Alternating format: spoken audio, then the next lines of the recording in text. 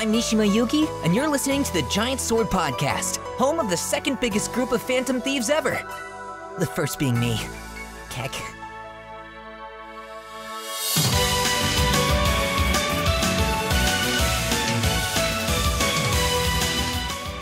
Hello, and welcome to this week's Giant Sword Podcast. I'm your party leader, Nick Lynn. Joining me today, as always, is Taylor Hoyt. What's up, Taylor? What is up? How are ya? I'm good. I have work in about 4 hours, so get this done. So we'll make this a 3.5 hour podcast. Exactly. Yeah, nothing. Just been playing a lot of Tales games. Really? Yeah, a lot of Tales games that I haven't played or haven't beaten. I've played, but I haven't beaten. So Nice. that's for later. But let's talk about some news. Some juicy. We finally news. got some news. Yes. We finally got some news. You mean? This particular piece of news finally dropped. We had been waiting on it for a while. So, Persona 5 the Royale is announced for PS4 only. So far. And it's the Royal, not Royale. yeah, the Royal. Yeah, it was actually okay. So people are complaining. It's like, oh my gosh, it's an announcement for an announcement. Yeah. I have a feeling that this was going to be the original announcement because this showed off a teaser trailer way before because it got leaked. So they're like, oh yeah, here's the thing. Let's just announce what it is. Yeah, and then they're just finalizing what they're gonna show on the April end of April. Was April 23rd, April 24th? What was it? I think it was April 24th, which, if I had to bet money, that would probably coincide with the release of Joker for Smash. Probably, yeah. Because I think they even said that he was going to come out. They were going to put him out in Smash in April. In April, yeah. So that would be my guess. Whoa, your mic totally changed. Yeah, sorry. I put it in front of me instead of off to the side, so hopefully it's a little clearer now. It's all good, buddy. So with the teaser shows off a new character, a new female character, and everyone's like, "Oh my gosh, it's the female, Joker!" Blah blah blah blah, freaking out, and I'm like, "No, it's not." Yeah, no, well, it's specifically not because she references the Phantom Thieves, and she's like, "Oh, well, it's interesting that they're doing things, but I don't think how they're doing it is very effective." And she's also a first year. That's right, yeah. So she goes to their school. She has dark red hair. It's very unclear what that... this is obviously like the golden version or whatever, and maybe it's going to add some new content. We were heavily debating what we think this means. So what do you think it means? Like, what do you think her involvement is and whatnot? It could mean two things. The worst scenario is that it's only like a side story kind of thing, and it's just Persona. It's gonna be Persona 5 that we have already, and then afterwards there's gonna be like a side story that you could play. So like a Tales of Destiny director's cut kind of thing, where you have Stan's story, which is the main game, and then Leon's side, which is you play as Leon before he meets everyone, before that fateful encounter in the village. But yeah, I don't think it's going to be that. Hopefully it's not. I'm hoping that this is just the new confidant. People are saying this is going to be the Aeon confidant. That's what Marie was. So, and who's the one in Fez? I don't remember. Because I didn't play base Persona 3, I only played FES. So who wasn't in it? Okay, yeah. So that's what I think it's going to be. She's going to be another character who's she kind of... I don't want to spoil anything. I was gonna spoil something. She's probably going to be... I have so many ideas. She could be like... She's probably going to be another palace, I bet. Wow, another palace? Okay. I bet she's going to be another palace. And I don't know if it's going to be like at the end of the game. Oh, no, wait. Okay, so like the trailer says that the person who should change their heart is themselves, right? At the end. So maybe she's gonna have a palace, and then she's like trying to change it herself. Like maybe her what's it called? Her shadow is trying to change her or something like that. Some unique things happening with her palace. So I'm not sure. Be interesting. I don't know if she's gonna become a Phantom Thief. She might, but that I don't know. But I think the Shogi girl will still be the Phantom Thief, the new Phantom Thief. I don't know what to expect because I don't want to get my hopes up too high and have it be like, because there's been a lot of theories like, oh, it's like a complete side story, it's like a new side thing, because like I'm trying to know what that even means, like the Royal or Royal, because in America it's probably going to be called Persona 5 Royal. It makes me think of like a high class person, doesn't it? Yeah, and maybe that's what I'm she trying is. to think of. I mean that's the only thing I can think of because there are some high class characters in the game. I know. Haru. Haru is like, I was like, what, they already have one of these. It's Haru. Maybe they're gonna expand on Haru a little more because she's kind of got shafted at the end. Yeah. Yeah. So I mean, I would love for her to get more screen time in the game or play time because Haru doesn't come into almost like the very end of the game, and personally, she's as a fighter, she's one of the best characters in the game. She was in my final party, and I would have wanted to. Well, technically, yeah, but like if you don't have to swap people in, it was usually her, Morgana, and Makoto.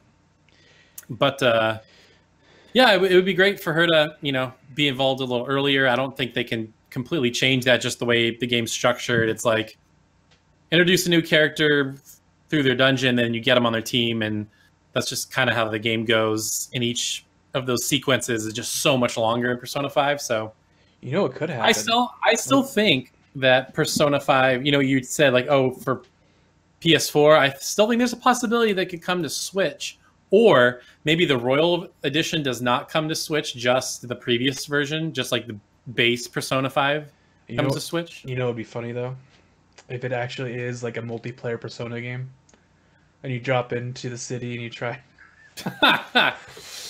Persona 5 Battle Royale, that'd be ridiculous. Another idea I have is maybe she becomes like the main character when the end of the game happens, when you're the time jump. I'm trying to be vague. Trying to be vague. Yeah, that's possible. I was talking to Maddie, and we were both kind of saying it'd be nice if you could fill out those 3 months where nothing happens, like that's playable somehow. I don't know how you would do that with the way the story's set up, but they could change. I think they could change the story where you get more free time instead of waiting that long. It's like, oh, instantly, bam, Yeah, like why not? People like the free time stuff, so just let people mess around, let them do side activities, build up confidence. Even if it doesn't lead to anything, it'd be nice to just be able to do it, Mm-hmm. The super secret end dungeon that the game doesn't have. Yeah, pretty much. The game just it's like final palace, end dungeon right after, game over. It's like, whoa, that just happened really quick. Yeah, the game flies at the end, and so what Persona, I always felt what Persona was so good at is giving you that balance. It's like, you want to dungeon crawl, you want to do the social link stuff, you can balance that as much as you want. At the end of the game, it just makes you, it's like dungeon, and there's like no time to breathe. And I get that maybe they were going for like, oh, as the player, you're supposed to feel what the Phantom Thieves are going through because that's how they felt. But like that just kind of ruined the pacing for me at the end of the game. So I'm hoping they can kind of fix that. Or how in Persona 3, right? They're waiting pretty much to for the end. They're waiting. They're like, oh, we can't do anything, right?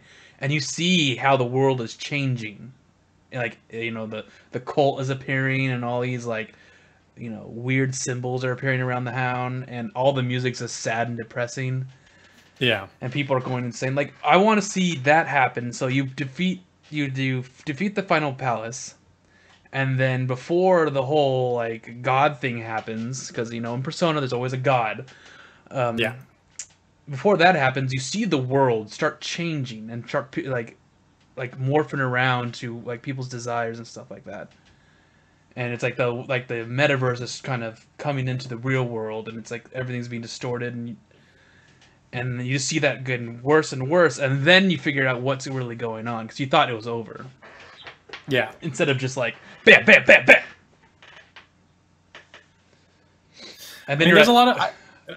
Oh, sorry. Go ahead. I was saying, even after you find the game, and you just hit with like this awful news, you're like, oh, really? Come on! I just wanted to relax, have some fun, but no, you don't. I know.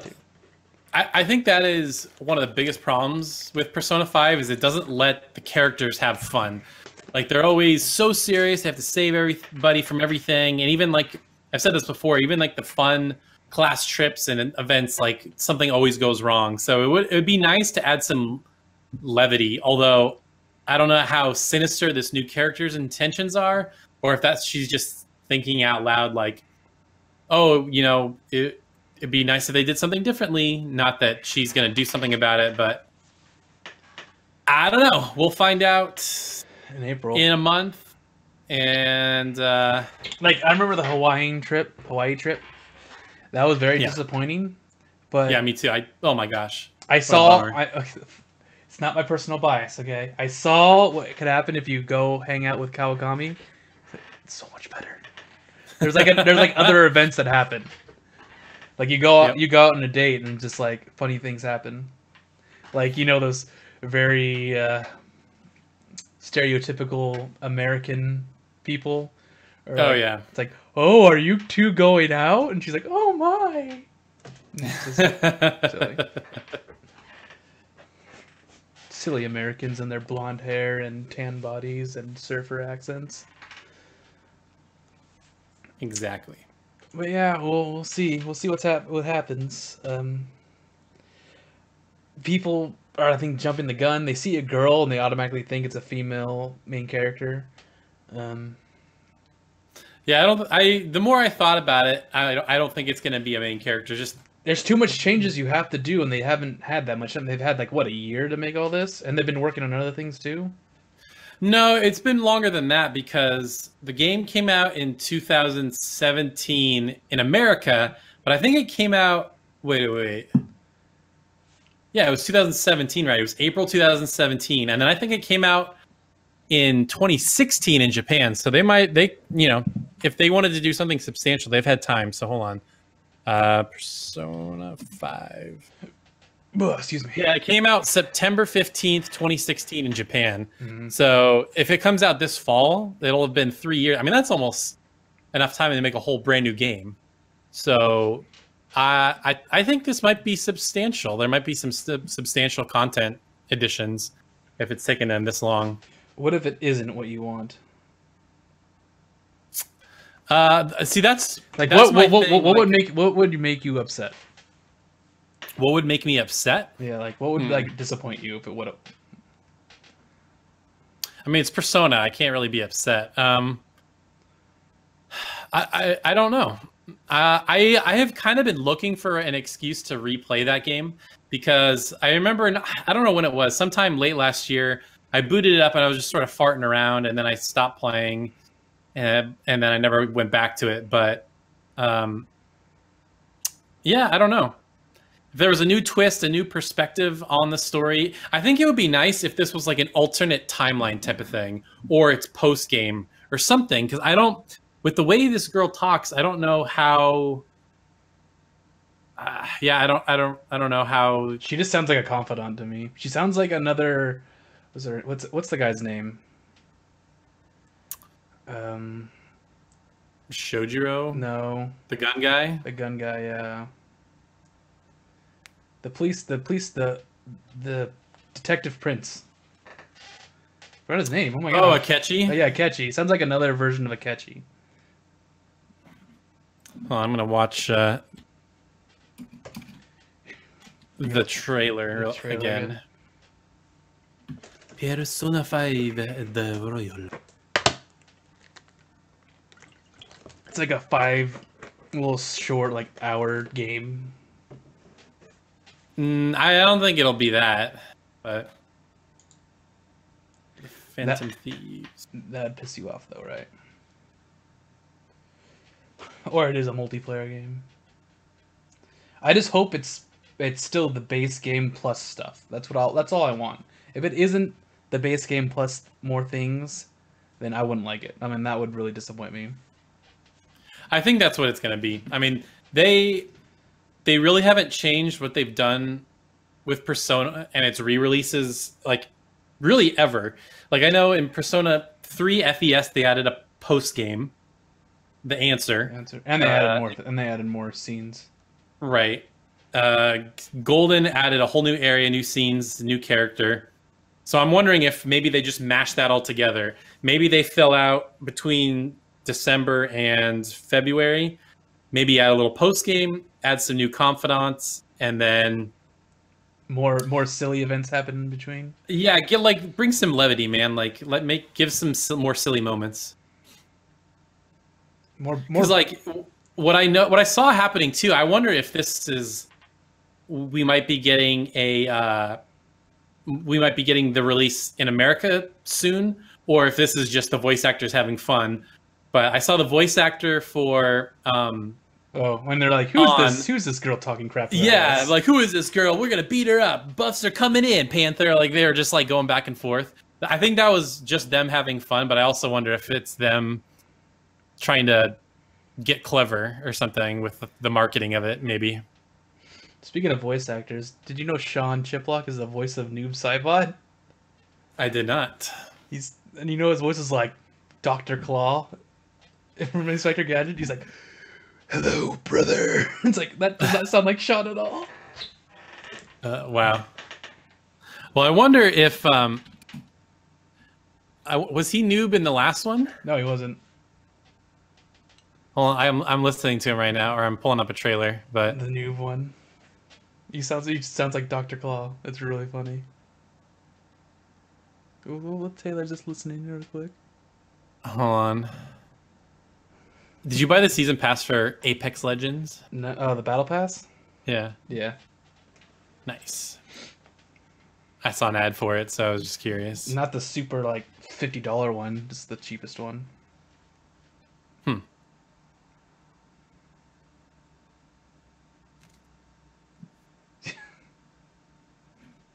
You don't have to watch the whole thing. Wow, okay, yeah, it's just the beginning. Well, there was an ad, and I couldn't skip it. Yeah, it does. It sounds like Dr. Claw. I wonder if they messed with his voice at all. We should ask him. Mother would be so disappointed. Yeah.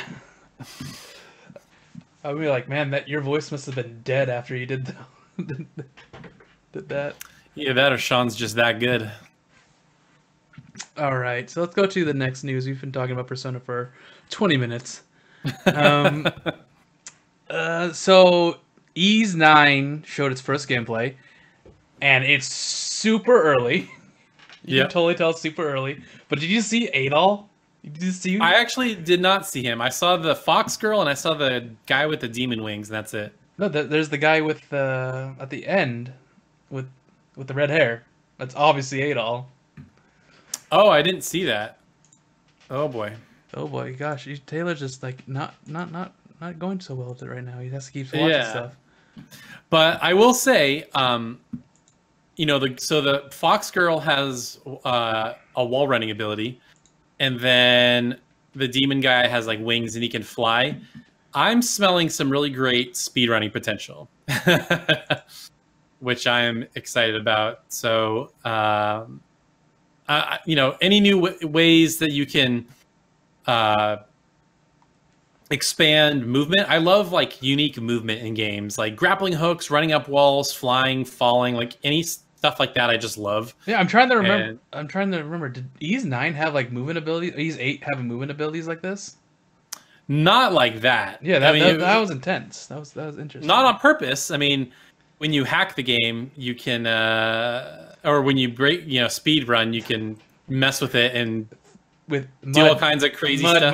Mud has special abilities. That's right. Yeah, Mud makes you fly in Ys 8. Yeah, not on purpose. So I'm watching it right now. Oh, okay. It is Adol. He's like he's like got a teleport or something like that. Yeah, he's all like emo and everything. He has like a trench coat and all this crap. He looks cool. It's just like they're right. It's right. It doesn't look like Adol at all. It's like a really unique style for Adol. Well, the whole game is like kind of dark and whatever. I'm just waiting. Ooh, I like his sword slash like teleport. animation. Yeah, and he has like a teleport. Yeah, wow. So he's got like a cape thing going on. Yeah. So when he slashes, it's like red, and there's like a black streak in it. So it looks like kind of like corrupted or evil or something. Yeah. But yeah, you're right. It is very early. This almost looks worse than Ys 8.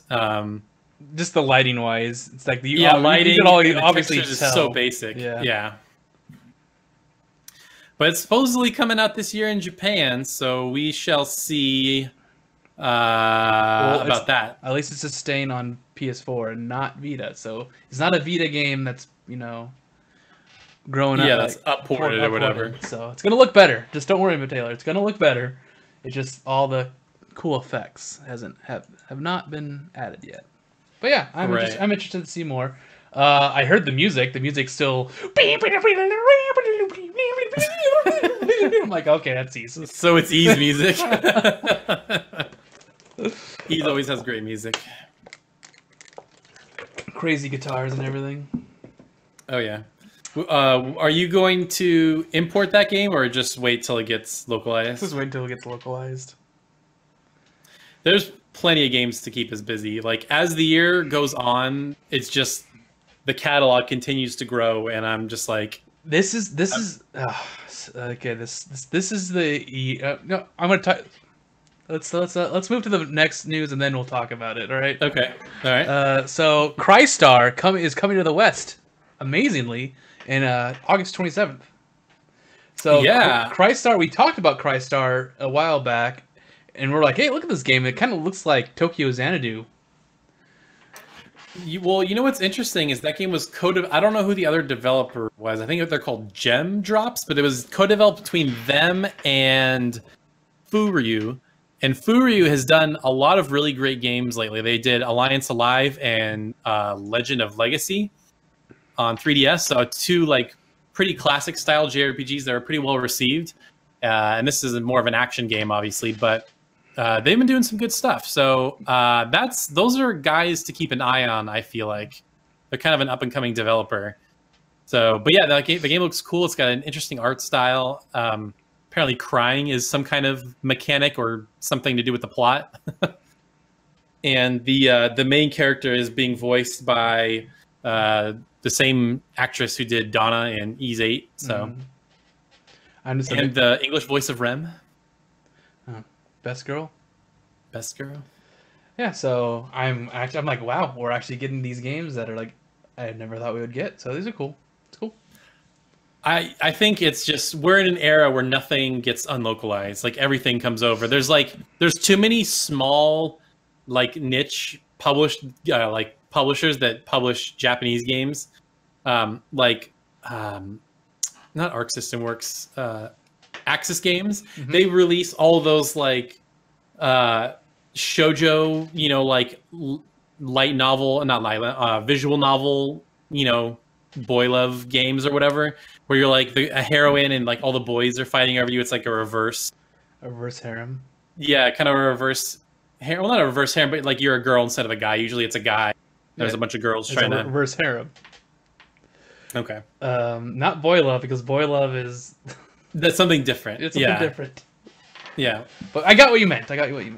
Yeah, there's too many publishers out there that are trying to get games. So like those small niche games will always find an audience. So some publisher will always pick them up. I think that small publishers are the new way to go, because the big, huge, mega corporation publishers are kind of losing steam. So here's the problem. Like, if we're gonna get nerdy and businessy, here's what happened. There were just so many monetization trends in games over the last like 5 to 10 years, and they took advantage of every single one as fast as they possibly could. And so their revenue grew, and then the investors are like, why isn't your revenue growing even more? And it's like, well, it's like impossible, because they're like having record-setting growth, and it's like you can't possibly keep that up for eternity. At some point, it's going to cap out, you know. So I think they're coming to that realization. They're hitting their cap. They're shoving games out too quickly. And yeah, it's these middle-tier developers like Falcom that pump games out on a pretty consistent basis, and they're pretty quality games, you know. So I would rather get a Falcom every year than have to wait between Final Fantasies, you know. So Final Fantasy needs to dial it back, you know. It's like, stop with the crazy over-the-top engines, and you know, how about you make a game that's compelling for once and complete? I mean, I think 15 was a very unique specimen, just because it was Versus, and then it switched platforms, and then switched directors. Like, I'm willing to forgive 15, and like the fact that that game even got finished is a miracle. And so it's been twice that happened. They did it with 13, and it happened with 15. But it's like, it's funny because they're like the same era. Yeah, I mean, that was like the whole Fabula Nova Crystallis, where they tried to make one shared world, and that just didn't work. But I think with 16, like, you know what's really funny? I think we've said this multiple times, that with 16 they needed to go back to like classic medieval high fantasy. And the guy who directs 14, they call him Yoshi P. He even said the same thing. He's like, I think, you know, if they make a 16, that they should go back to classic fantasy. So even the guys internally, like, I think he knows what he's doing. Like, there's no guy I trust internally at Square right now more than him. So if I'm hoping that they can hand the reins off of 14 to somebody else, and then they could put him as director on 16, that would be awesome. I just want to see what the heck 7 is. Where's 7 remake? I've been reading so many rumors of like, oh, there's going to be an event in April. It's coming out early 2020. Like, I've been hearing all kinds of stupid rumors.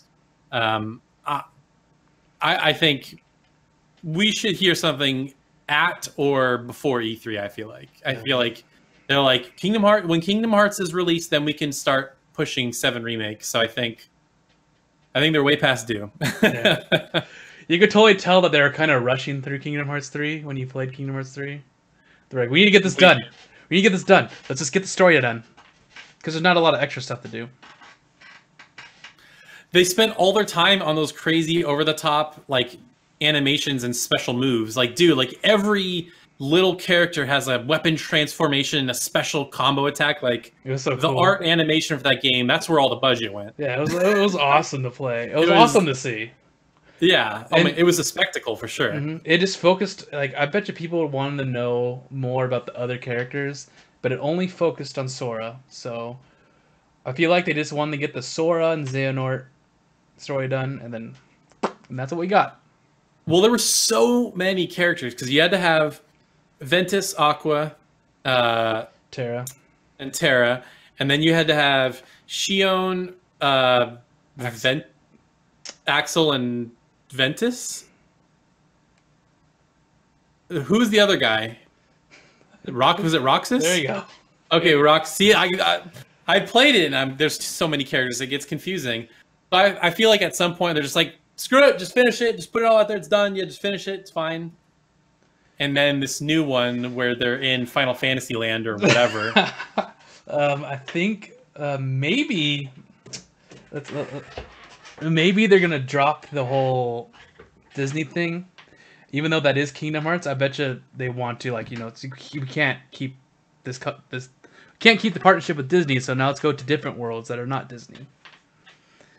That's what a lot of people were theorizing. I wonder if people would be mad if that's what they did. Like, because I remember reading that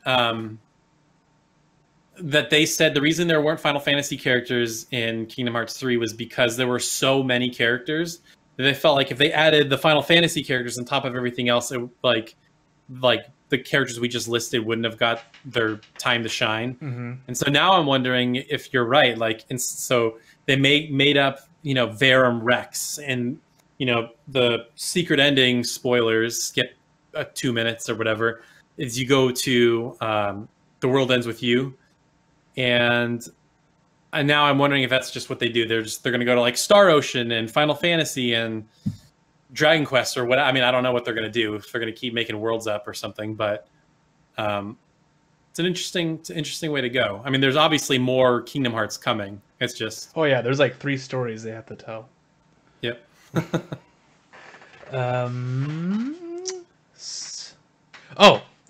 The State of Play, the PlayStation thing happened, and that was a whole ball of nothing. It sure did happen. Yeah, it sure happened. Yeah, it was... I mean, I think the general consensus that it was pretty underwhelming. They didn't really... there weren't any big announcements. I think the most interesting thing they talked about was a game called Observation, and they called it a sci-fi thriller in space where you are the space station, and there's like a astronaut stuck in the space station and things are going wrong, but you don't control the astronaut, you control the space station, which is kind of an interesting twist. So I'll be curious to see what that game's like. But then everything else was like boring or underwhelming or not what we expected, or it was something that we've heard about a million times, like Days Gone or Mortal Kombat. And granted, the Mortal Kombat trailer was cool, like them fighting themselves from the past was kind of neat. But and then they confirmed 3 characters. Who did they confirm? Jax was one. Jax, right? Jax they confirmed is playable. Liu Kang and the hat guy. Kung Lao, yeah. They were those guys haven't been confirmed yet? Not confirmed playable. They've been in the game, but they've been shown, but they haven't been confirmed playable. Because I bet you there's a bunch of characters there that are going to be in the story, but you're not going to be able to play them. That happened in the last one, didn't it? They were like in cutscenes, or they were like bosses, and then they were never playable. Yep.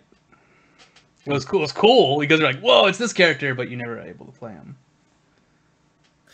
Yeah, well, I want like NetherRealms always goes like way over the top with the DLC characters. Like I remember in Injustice they had like the Ninja Turtles and stuff. Mm-hmm. So it's gonna happen here too. Yeah, they're gonna get weird. They're gonna get like, I remember, I don't know if it was the last game or the game before, but they had like the Predator and the Xenomorph. Yeah, that was, and like a bunch of like horror movie characters. Yeah, Xenomorph was last. It was X. I think Predator was 9, but I'm not 100%. It might also be X. But yeah, that's what they do. NetherRealm is, I don't know where NetherRealm got their money, but holy crap, they put out quality looking games. I know, they're like the best looking fighting games. Like I know you didn't play Injustice, but that game, like the faces and the armor and the detail, like holy crap.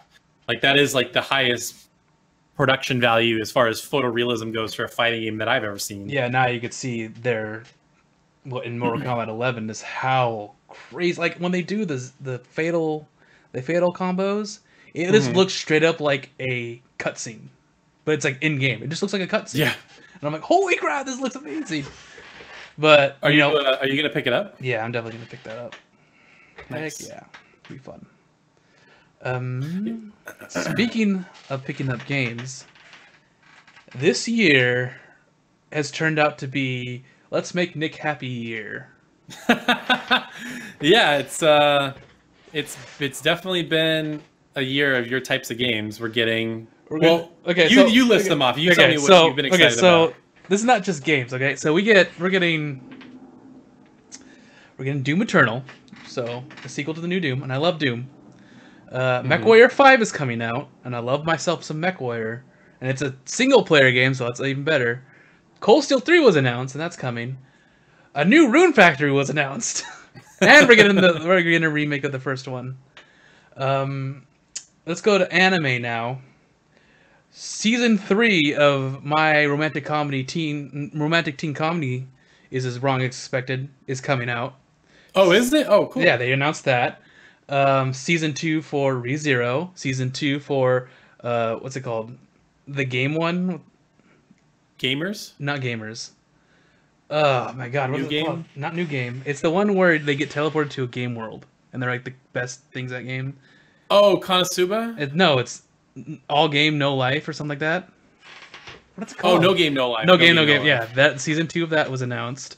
There's other season 2s. Shield Hero got a season 2 as well. I think it's just continuing from what I understand. But yeah, there's more episodes coming. Yeah, so it's just all this cool stuff is happening. Oh, I bet you there's more there's so much that's happened. Oh, Persona 4R. Persona 5. Persona 5R, yeah, there you go. And we still have no idea what's happening with Tales, so if Tales of Destiny Chronicles gets announced, what the heck, dude? It's just like, what the heck? I'm done. Yeah, I'm done. I have everything that I've ever wanted. Here's this would be the cherry on top, and I don't know if you saw this tweet that I kind of went back and forth with Huber, but he was like, "Oh, let's start our praying to the E3 gods," and I was like, "Dude, Final Fantasy Tactics." He's like, "Once we get closer, we'll start talking about Final Fantasy Tactics," because everything he ever wants somehow happens. Shenmue 3, Resident Evil 2 remake, like all his favorites just keep happening. So I'm like, just make it happen. Just make Final Fantasy Tactics, make it into reality. Make a new one. Just make it cool looking too. Exactly. It's just so much stuff. Everyone's like, "What kind of you play MechWarrior? What the hell, man? You're such a noob." And all I need now is a Unreal Tournament to come back. And I'll be set. And but that's not gonna happen because Fortnite ate Unreal Tournament. Yeah, I mean Fortnite just makes too much money. Yep. They took the Unreal Tournament team away from making Unreal Tournament. Can't blame them. And Tokyo Xanadu 2 needs to be announced, and then I'll be set. Yeah, it's definitely been a good year. I felt like last year, when I reflect on last year, like there were a bunch of like good games, but nothing like when it came to be like Game of the Year time, I was like, I spent the most time playing Monster Hunter, and I had fun with friends, so I guess that. But like, people loved God of War. I thought it was fine. Like I didn't love it as much as other people did. But this year, dude, Resident Evil 2 has been amazing. Kingdom Hearts 3 is amazing. I love Fire Emblem. I know you haven't played any of the modern ones, but I'm really, really excited about. No, I mean for Three Houses. I mean for you this year, you have Fire Emblem coming out and a new Pokemon. And this is like, I think when the year is all said and done, I think Dragon Quest Builders is going to be like one of my top 5 games. I loved the first one so much, and the second one just looks like it improves on everything, and it has multiplayer. So I think that's going to be really, really fun. It's like the story is not going to win any awards, but it's that gameplay. It's like pure, awesome, addicting gameplay. Yeah, so definitely been probably not quite as good of a year as it has been for you, but there's definitely been a lot of good stuff. I still can't believe we're getting Rune Factory 5. That blows me away. The announcement that no one freaked out over, but I did. It was like Yumi and Maddie, and that's it. We're like, oh my god! Oh my god! And I'm driving to work, and it's rush hour, swerving all over the place. Because the moment I saw that art, I was like, "That's Rune Factory art." No way! And then I looked at it closer. I'm like, "Wait, that's Rune Factory 4." So, and we can confirm that Rune Factory 5 is in development. Yeah, and I was like, I was like, okay, I'm fine that it's just Rune Factory 4 remade. That's fine. And then they just added a little cherry on top. Thank you. Thanks, world. Yep. And then all that anime stuff. I mean, awesome. We're finally gonna get that because it ended. Apparently, the second season ended in 2015. For which one? Snafu. It's called. It's has it been that long ago? It's been that. Yeah, it was that long ago. So we're getting a new one, and they just released a preview trailer, just like today, and I watched it, and all it was just like the ending scenes of the second season. And I'm like, this is nothing new, but okay. Dang. Yeah. So they didn't confirm it's like season 3 is coming out. It's like, sweet. I wonder when it's coming out. Yeah, for me, what I'm really excited about is the Fruits Basket remake. Have you ever watched that before? No, but that's happening next season, isn't it? I think it's spring, yeah. So that'll be fun to listen to, or that'll be a fun one. Yeah, Shield Hero's been good. I think we're getting, at some point, new My Hero Academia and new Attack on Titan, like at some point for this year. And then they've shot this down twice, but there's also been rumors that Super's coming back. Okay, so speaking of Super, the manga is past the end of this anime.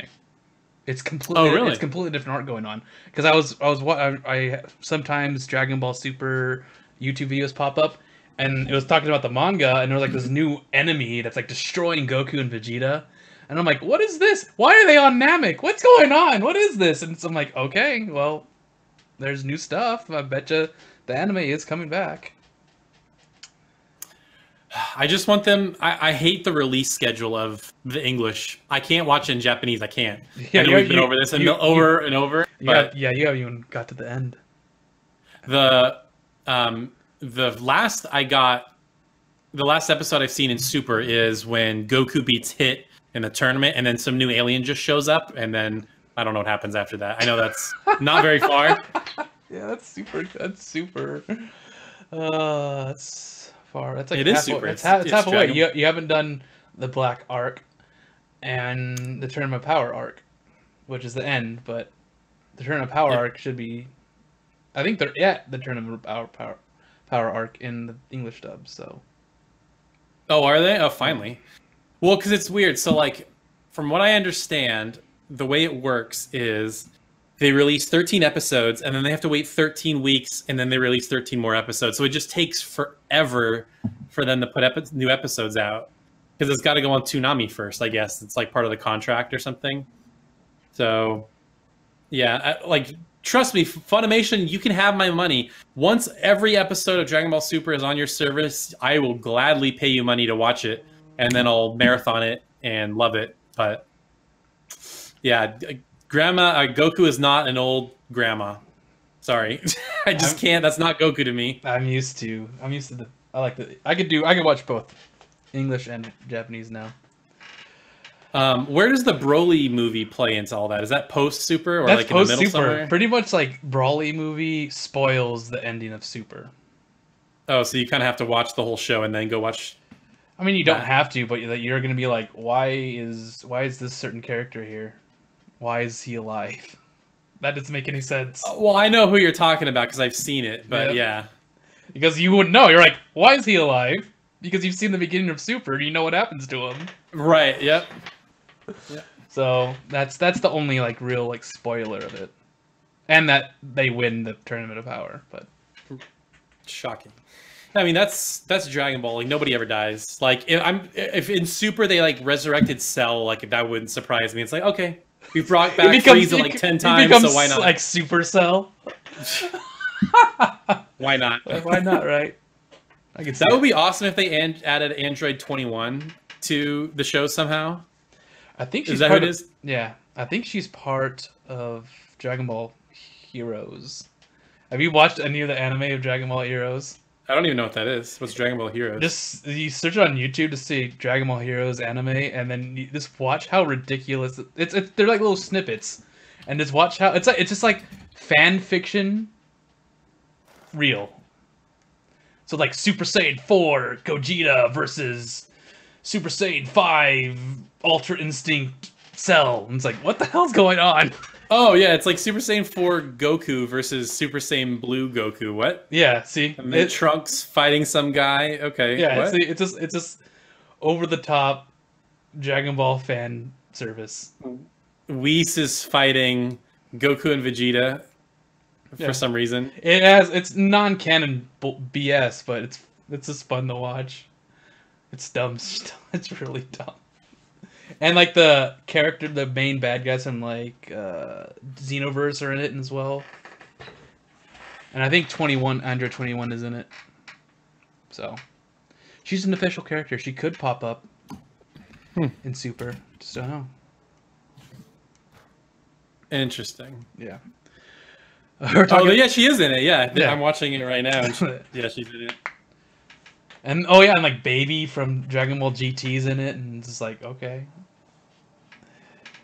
Is this just like a for fun anime? Like there's like young Goku who's Super Saiyan Blue. Isn't it? What? Yep, I'm telling you, it's based off. It's like a show to promote their game. That's all it is. Oh, okay. Okay. Mm-hmm. So it's probably not Toei Animation main. It's probably like some side studio or something that's doing it. I still think it's Toei Animation, but yeah. I mean, that reminds me of God, who's Cygames? They did that. Like, so they had a game called Uma Masumi Pretty Derby, and it was like about horse girls. Oh yeah, and anime. Yeah, you watch the anime, and you're like, why am I watching this? Yeah, it was just because it was cute girls or whatever, and then I was like, oh, there's a game thing. Yeah, because what's funny about Cygames is they don't make a lot of games. They're like, we'll make a game and they'll support it for like a really, really long time. Like they have a game called, I mean, obviously Grand Blue Fantasy is their big thing, and then they have a card game called Shadowverse, I think. And then they have that game, and then they have Dragalia Lost, and there might be one or two more that I don't remember. But they don't like just shove games out. They like release them, and then they support them for a long time. So, yeah, very interesting. Yeah, for sure. That was a nice little tangent that we went on. Mm-hmm. And I've just been rewatching Kill la Kill as far as anime goes. Yeah, so we're not. It's like I guess this is gonna be the anime section. Yeah, I started watching Love Is War, and yeah. Okay, how do you like it? It's probably one of the funniest animes I've watched. I just don't get that it's show. So funny. Like, this is like, why are you doing this? It's just dumb. It's dumb funny. It's not like it's just dumb funny, and you're just laughing at it. Yep. Because like the way they this is the thing that you hate, but the way they overthink everything is just hilarious. So annoying. And then the Chica dance for the ending of episode 3. That will cure depression. Cures depression. Ding, ding, ding, yeah, so ding. I'm on episode 4 of that. And that's pretty much the only real anime that I've been watching. Because you gotta watch Shield Hero. Shield Hero's good. It's on my list. It's there. There's a bunch of animes that are on my list that I haven't watched yet. Just haven't sat down to do it because we're gonna go to what we've been playing. I finished Tales of Destiny 2. So not Tales of Eternia. Yeah. There's an actual Tales of Destiny 2. Tales of Destiny 2. I finished it. I beat the game. And it was pretty much after the last episode that we recorded. I started playing it, and I was like, I'm gonna beat this game now because I'm at the final dungeon. That's what I read. Because my translation guide went from right where I was at to, before we beat the final dungeon, let's do all the side quests. I'm like, I'm not gonna do all the side quests. I'm gonna beat the game. So I beat the game, and that is probably one of the hardest Tales games I've ever played. Really hard Tales game. That game is hard. Really, really difficult. Yeah. Just the spells in that game are brutal. If your party gets hit with one of the with a mid-tier or high-tier spell, dead. Just everyone's dead. Bam, gone. It's like, wow. Well, that's fair. It's cool. It's a cool battle system. It's just really hard. And I could probably get used to it if it was in English. So I'm just waiting for that HD remaster for the PS4. It's gonna happen. Will it into existence? Yep. Will it into existence. They need more time for that next Tales game. It's gonna be a PS5 launch game. So they're like, just put out another collection. It's fine. Yeah, put another collection. But yeah, the ending is sad. It made me sad. I mean, it's happy and sad. Because it has to do with time travel and all this crap, so you probably see what happens there. But after I finished it, I got the whole it's over feeling, that you get sometimes when you play a good game. So I'm like, that's a sign of a good game. Yep. So after that, I decided I was looking at the translations, like, check out my translation of the script for Tales of Rebirth, and I'm like, I'm gonna play that next. So now I'm playing. I thought that game came out in English. No, I'm thinking of Legendia. Yeah. Never mind. So I'm playing Tales of Rebirth, and that's fun. It's fun. It's different. It's really different. Everything's depressing about that game. Is that the one that was made by the Soul Calibur team, or was that Legendia? That's Legendia. Okay. This is made by the Destiny team. You could totally see it because it's like a precursor to Destiny Remake. The sprites are very similar. The systems are very similar. except for the cube stuff. That's weird. The battle system's nothing similar, but it's just you could see where they're evolving. And then I don't know, they just stopped at Destiny and got merged, and then their design philosophy had to merge with Symphonia's team, and then now we get what we're getting now. Nothing. Which is a big mismatch of whatever. It is really interesting that they have taken this long, because it's usually Tales games in Japan come out like every 2.5 years. It's been 3+ years since Japan's got a brand new Tales game. So they must really be reworking it or something. When do you think we're going to see it, huh? When are we going to see it? I don't know. Maybe at this year's Tales Festival? I feel like we've been hearing... But that's the end of the year. I don't know where else they would announce it. Tokyo Game Show, maybe? Because they don't do or Tales just, game announcements at Westerns things. They just don't do that. So. Or they just announce it randomly, just have a press release like, hey, we're making this game. I mean, that's kind of what Atlas did with Persona 5R, I guess. Yeah, I mean, we're in the era of directs and just announcing things out of nowhere, so why not? It can happen. I mean, they don't have to what's it called? PR Tales of Vesperia definitive edition anymore, so now they could show off stuff. I'm waiting. Because I'm sick of using my PS2 and doing the magic switch. It's difficult. So if they announced, like at E3, they came out and announced that collection, would you replay all those games again? Even play Destiny Remake like a bajillion times? Oh yeah. You know, oh yeah, most definitely. I'll replay that and destroy that game because I can't do any of the extra special stuff because I can't read it. So how I play these is I learn the battle system by trial and error because I'm too lazy to look at guides. But sometimes I look at guides to figure it out, and then I just have the script. So since I know the Destiny story by heart, I know what's going on. But yeah, I would do all the special stuff. I would learn the systems. If that collection came out, I would promote the hell out of it because, in my opinion, Destiny 1 or Remake and Destiny 2 are probably the best Tales games. Dang. And it's just people are gonna say I'm biased because I love Destiny so much. Sorry, it's true. There's no Tales games like these. They're so good.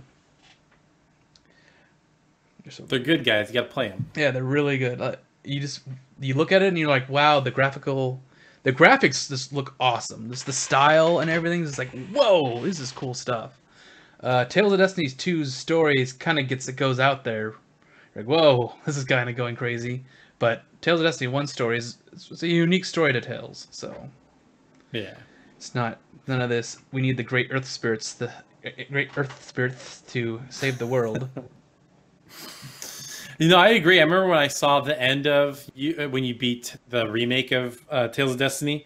Yeah, it looks really nice. Like the sprites and like that kind of watercolor painted background. It just looks really, really nice. So I would be really keen to see that in HD if it happens. Namco, you better make it happen. It'll print money. I'm not denying you that. It'll sell more than Vesperia and Symphonia combined. No, now you're just being a fanboy. Yeah, I don't think that's true. But it'll sell more than them. Not combined, but more than them. Yeah.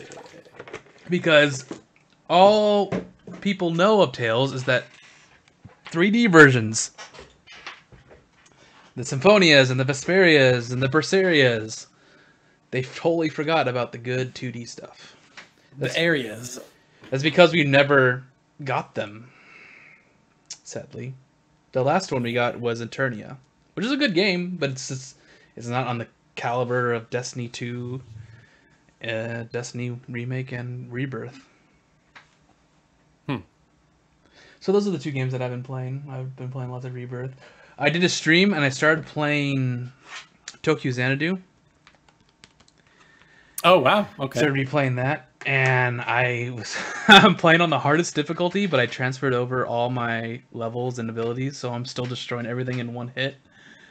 So I don't know if I'm ever gonna get, any difficult stuff. But I got farther than where Kimpy got in one stream. Kimpy, get your act together. It was really funny. Because I remember he's telling me, he's like, oh no, I got to like chapter 3 and I was really far in the game. And I got to where he was at. I'm like, this is barely anywhere. You just got Sora. Jeez, that's pretty early. That's the beginning of the game. Yeah, because that game is like, somewhere between 50, 60 hours. That probably happens within the first 10 hours, probably. 5 hours. If you're fast enough, I guess. Because I didn't talk to everyone. This is if you don't talk to everyone. Because I've already got my books all filled. I already know where everyone is. Everyone's backstory. So I don't need to talk to people. I was just playing the game because I was like, how does this game feel? I like it still. I like the interactions. Cool. Even though they're all the same animations and and there's cutscenes sometimes take a long time to go by, which I noticed when I was playing the stream. Like, man, these cutscenes are pretty long. I'm amazed that Taylor got through this. Yeah, I mean, it depended on the scenario. Like, sometime like the club activities kind of dragged, but like when they went to that trip to the like mountain garden temple thing, you know what I'm talking about? That was cool just to go around and like. Because if I remember right, something big had just happened, and so it was neat to kind of walk around and talk to everybody and see their different takes on the current situation and stuff like that. So I don't know. That was a game that I did not expect to fall in love with the way I did. I was just like, oh, I remember you when we used to do the podcast live. You used to play the music a lot, and I was just like, man, this music is really good. And so I remember just like, all right, I'm gonna pick this up, and then yeah, it was. Probably one of my favorite PS4 games. And once again, it's a Vita game that's been ported and been upscaled. So don't expect the greatest of animations and... Yeah, it's crisp, but yeah, the animations are really stiff. The production value is not super high, but... It's a great game. Yeah, good game. A lot of side content. Like there's the arcade, there's skateboarding. I think there's fishing, if I remember right. In a mini game, yeah. Yeah, the ring fishing. Yeah. And then there's Blade is back. That's all in the arcade. There's multiple games in the arcade. Yeah, the arcade's cool. I love when a game does that. There's like a arcade funhouse thing. Golden saucer. Yeah, give me a gold saucer. Every JRPG needs a gold saucer equivalent. Every JRPG needs an arena. And then in that arena, there always needs to be a cameo at the end of the game that you could get. There always needs to be your hometown needs to always burn. You need to start off. There needs to be a battle tournament. There needs to be a ghost ship, and there needs to be a childhood friend that loves you. That's right. And then that is your prototypical JRPG. That doesn't get made anymore. It makes me mad. I would love Lunar 3. When is it happening? I would love a JRPG to have all those tropes again, and still be good. It'd still be awesome. Yeah, just make it like really high quality. Like, don't get crazy. Don't get like, do that. Because like if you really think about it, like I laughed when there's a part in Dragon Quest XI that's not really a spoiler, but you have to go collect colored gems to get somewhere. I'm like, really? We're going around the world and collecting gems? Okay. This is really a classic JRPG now. Hey, son, before you go out on your adventure, can you go out to the forest and collect 3 mushrooms so I can make dinner? Okay, I'll get those. Oh no, what's that? It's the village alarm bell. Oh no, everybody's dead. Why did I have to leave right then? Yeah. Good old RPG Maker 3. That is stereotypical JRPG-ness at its finest. Yeah. Oh yeah. I want to make it. Play anything else? No, that's it. When I play JRPGs, I play these Tales games, and I feel bad for streaming them because no one else could understand what's going on. And I'm just laughing in the background, like, because I'm just reading. The game's going on, but I'm reading a script. I see. I don't mind it. I don't mind it. I don't mind it at all. Not the best stream game, yeah. Yeah. I'm just playing a game and I'm streaming it, and if people want to come in and watch, they could come in and watch and talk to me. That's it. That's it. The end. That's it. That's it. I'm done. Mm-hmm. What about you, Taylor? What are you going to disappoint us today? Or how are you going to disappoint us today? So I'm playing another normie game. The normiest of normie games. This was a game that, if you remember going into last year, I was really anticipating, and I didn't play, but then I picked it up, and I'm loving it, and that is Assassin's Creed Odyssey. That's all I did this weekend. I was like, every time I booted up Devil May Cry, like, the game is not bad. There's nothing I dislike about it, but I'd play like a chapter, and then I'd just be like, okay. Like, it wasn't hooking me in the way I hoped it would. And then I was just like, you know what? I'm kind of in the mood for like an Ubisoft game. And when I say that, I think people know what I mean. Like, climbing towers, unlocking side quests, open world. What's that? Breaking. Oh, the game definitely broke on me. There was a crazy bug I got to tell you about. Yeah, I was just in the mood for one of those types of games because I hadn't really played one in a while. It was, it was like a bunch of JRPGs, Resident Evil, Devil May Cry, online stuff. Yeah, Devil May Cry. And so that's all I did this last week. And I put in, when I turned the game off last night, I was at 20 hours. So in a matter of like 3 days, I put in 20 hours. Yeah, and it's just fun. It's the open world is like, it's almost too big because like I'm totally being OCD right now. I'm like, I'll get to like an island because the game it's set in the Peloponnesian War, so you're like a mercenary fighting for Athens and Sparta, and so Greece is like a collection of islands kind of in the game, and so you're just island hopping, which I love that from Black Flag, the ship battles, and there's just so many like overarching like activities with little small ones that build up. So there's like mercenaries that you take out one by one and you like climb the rank to be to the top mercenary, and then there's like this cult, and so then you have to like find clues and take out cult members, and when you take one out you get a clue for another one. So that's just been really fun. And it's just, yeah, it's like full on RPG now. There's like so much equipment and it all shows on your character. There's so many different weapons, there's so many different abilities. And of course I had to play the girl because she's hot, and there's tons of cool armor. So I'm playing Fashion Creed. Fashions Creed, yeah. So, okay, so here was my crazy bug. I thought I might have been able to save it, but I couldn't. So I was fighting on some dock, and there were all these effects happening. Like, I was on fire, I was poisoning somebody, and then I hit him with like a big attack, and then the game just sort of froze. I was like, oh crap, did the game crash? And then like every 2 seconds it would be like,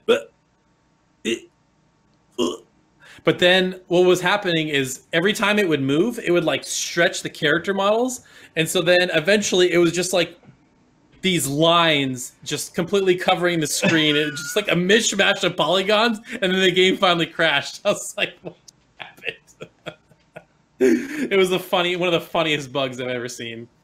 I've seen a bug. I don't know which Assassin's Creed it was, but it was a ship, and the ship, it was just a big hole in the water. Where this was Black Flag. I remember this one. And then it just flies up into the air, and then it's just like a holy music when it's flying in the air. It just wouldn't come down. In the arms of, yeah. And it was just really funny. I remember that one. I want to find that clip. That was funny. Good times. Yeah, it was just like, okay, bye, ship. Yep. And then one of the most fun mechanics in this game, it's a move called the Sparta kick. And if anybody's seen the movie 300, you know, where he goes, "This is Sparta," and he kicks them into the hole. You have a move where it's just like a super powerful kick. And I love doing this in Dragon's Dogma, where you can pick guys up and just throw them off cliffs. So I'll be like fighting somebody and I'll like dodge them, so they have their backs to the cliff, and then I'll just kick them off the cliff and watch them fly. It's so fun. It never gets old. It just instantly kills them whenever they land. Yep, kicking is satisfying. In Apex Legends, it was in the final battle, and there was one guy left. I know I shot him a bunch of times. I was like, oh, he's almost dead.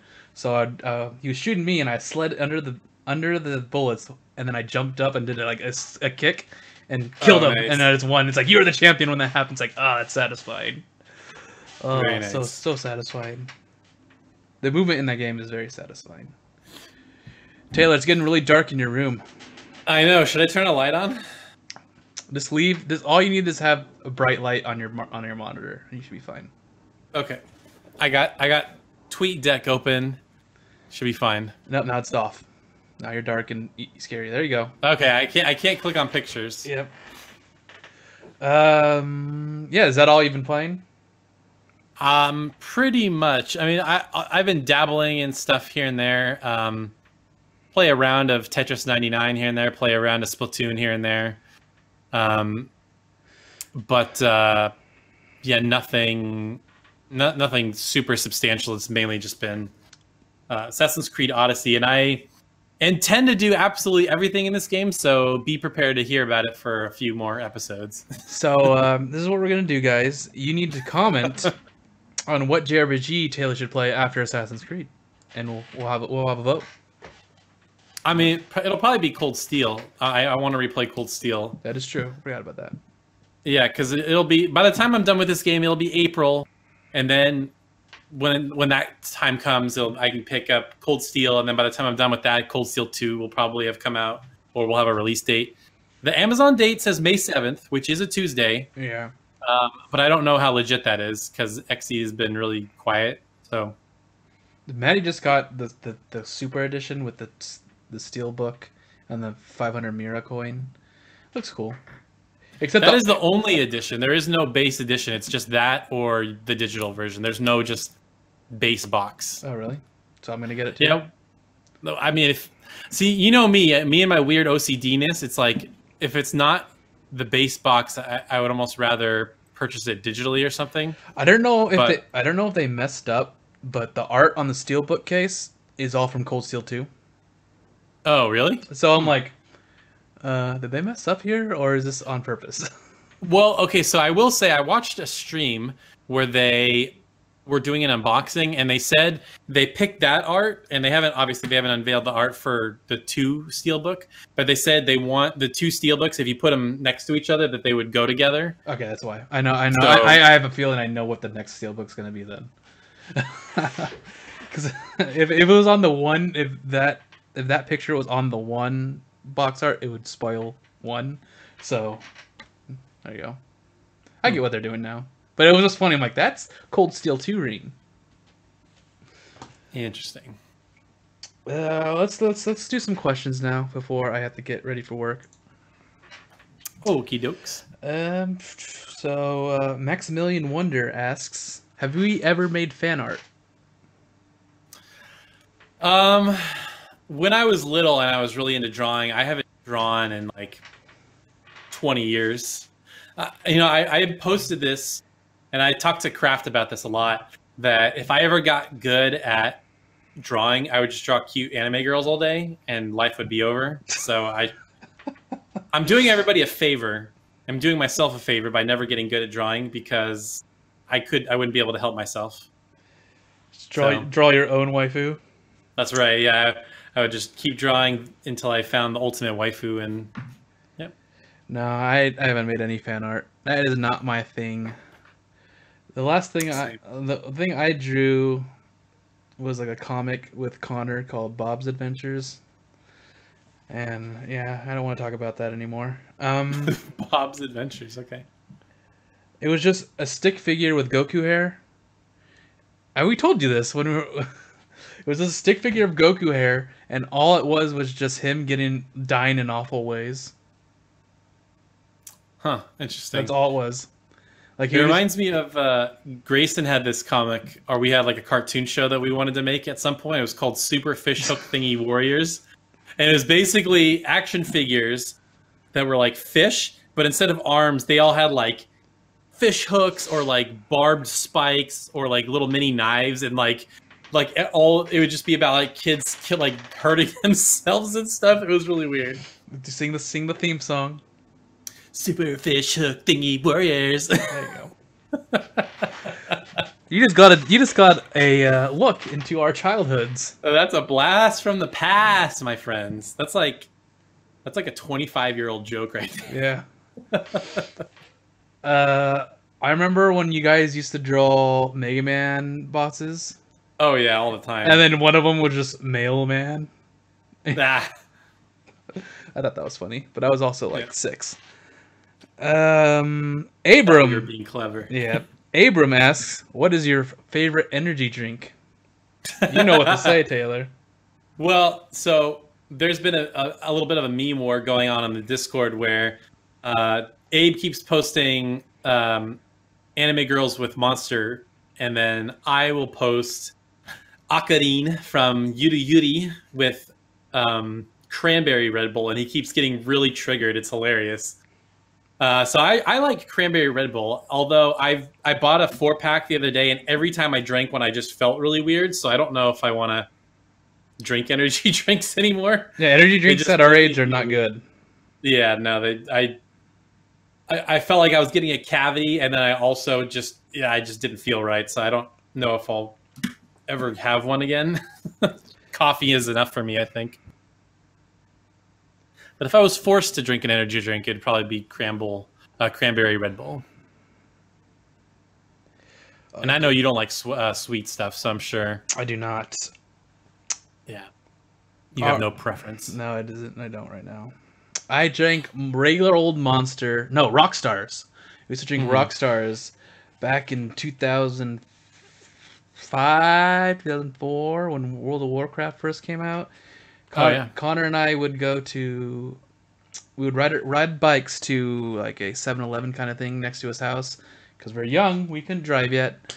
We'll get Rockstars, and then we'll go and stay up and play WoW all night. He would be playing WoW, and I would be playing like some JRPG. And that's how we had sleepovers. It's just we didn't really sleep. We stayed up all night and played games. Nice. Good times. Good old Indeed. times. Spaghetti. If you had to come up with a ridiculous conspiracy theory, what would it be? A ridiculous conspiracy theory.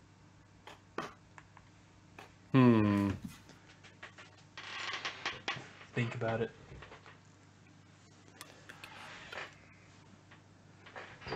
I don't know. That's a hard one because I would want to think about it and make it good. In general, or does it have to be video game related, or just in general? You can make a silly one up. It's fine.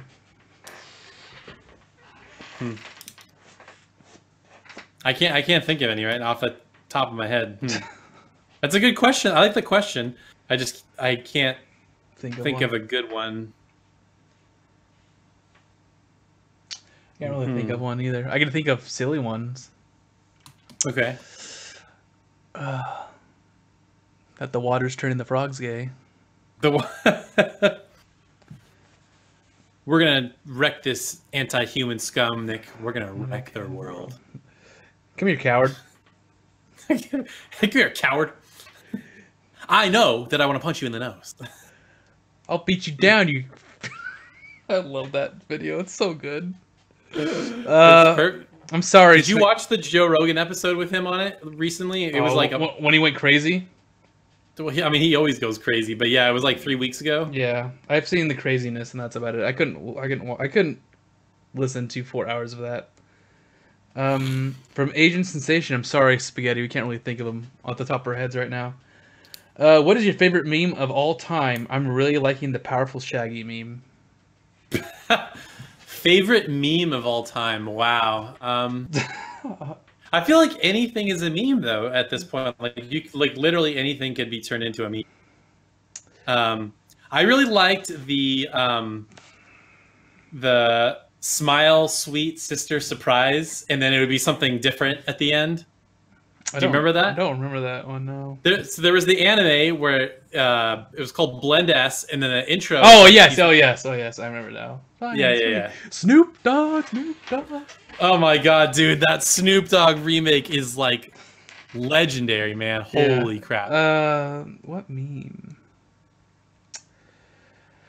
I mean, we make our own memes up on Discord. Like, I like Tommy is a pretty good one. The Yeah, that one no one uses. Tommy, Smug SpongeBob. I love Smug SpongeBob. I think that's actually like they've used that before, but I love Smug Sponge. What was no? Whenever I think of memes for some reason, like I'm thinking of memes, I keep thinking of the YouTube poops we used to watch. Oh my god, dude, freaking SpongeBob! But like, God, all the old SpongeBob stuff was ridiculous. Yeah, you have to kill him. I don't want to make his last days awful. Hey, SpongeBob. I can't say that. But there was like the old classic ones where it was like, you know, Beat Down Brian and like Good Guy Greg and all that stuff. Or like in like The Kid, you know, like those are like the classic memes. But now it's like anytime anything funny happens. Or like what's the Willy Wonka, like smug Willy Wonka, like Yeah. So you think you did yeah. Smug Willy Wonka's good. Scumbag Steve's a good one. I don't know, man. There's a lot Meme review. Yep. Meme review. Oh man, if you guys want to see the craziest crap, the craziest YouTube poops, you gotta look up Santa with teeth, SpongeBob. Santa with guns. So Santa with teeth, Santa with guns. It's a SpongeBob, and they are ridiculous. They are not PC, so if that triggers you, do not watch them. And then Deeper Cut's also really good. He hasn't made anything in a long time, but okay, I've watched Deeper Cut stuff, and they're not that funny anymore. Really? Yeah. Oh, okay. I like watching this. Which one is it? The Mega Man one and the Spider-Man one. But they're always like really long, and they kind of they kind of drag on. Here's your pizza. That's what. What was the other one? There was the fish. There was a compilation one he did like not too long ago with like it was like the Shaggy and Batman one. Watch Skooks. Skooks, yeah, Skooks is great. That's like, that was one of the better ones. There's 5 Skooks, and there's 5 of them, and the 5th one is made by him, is a collab with him. But yeah, Skooks is hilarious. Yeah, he's got like a bunch of old Mario ones. He's got some Mega Man ones that are pretty funny. But yeah, it's Santa with guns, Santa with teeth. Those are, oh my gosh, some of the all-time, or like the whole the CDI Zelda ones, dude. Those were like freaking amazing. They're so dumb. Like, I know, it's like the one where Link gets a new car. Do you remember that? Oh my gosh, yeah, that was one was like editing was out of control. Or God Luigi. Hey you, get off of my cloud. Memes are funny. We could go on about this kind of crap. Yeah.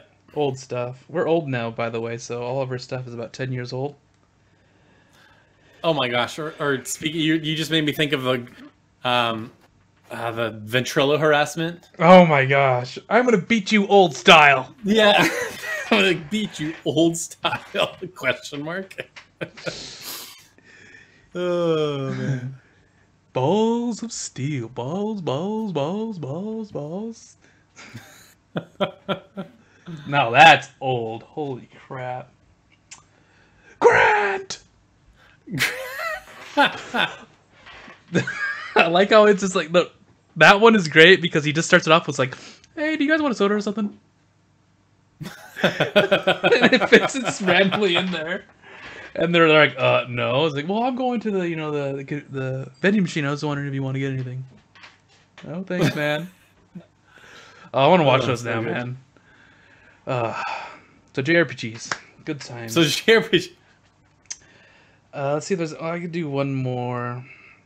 Kimpy has like a good one, but we have to think about this, and we don't have time to think about it right now. Okay. So Abe says, so this opening of Toy Story World and Kingdom Hearts 3, what if the sneak peek What if it was a sneak peek to Final Fantasy 16? Wouldn't that be so cool? We've talked about this, like, not in a question thing. I don't think that's a sneak peek to Final Fantasy 16. No. Oh, are you talking about Verum Rex? Yeah, that's Verum Rex. Nah. I think that's a sneak peek to a world that we're going to visit in a new Kingdom Hearts game. But that's about it. I think that was Nomura giving the middle finger, like, well, if you don't want me to do 15, I'll make up my own 15. Yeah, he made his own 15. That was hilarious. I was like, dude, I remember when that first popped up, because, like, you know, there's the normal in-game cutscenes, and then there's, like, the really high fidelity, like, CG stuff. Yeah. I was like, what is happening? Because the game just cuts, and then it just starts playing this, and I'm like, am I playing a new, what? And then it zooms out, and it was, like, a game within the game. I was like, oh. It's really weird, though, because it's like Square Enix is in its own game now, which is so weird. It was like the the most Square Enixy game of all time. Yeah. It was great.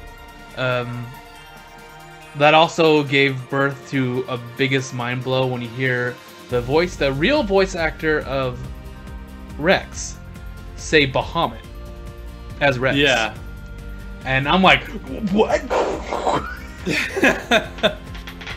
I can't beat Bahamut. Yeah, exactly. I tried so many times and I just couldn't do it. I'm like, stop saying Bahamut, stop. It's weird.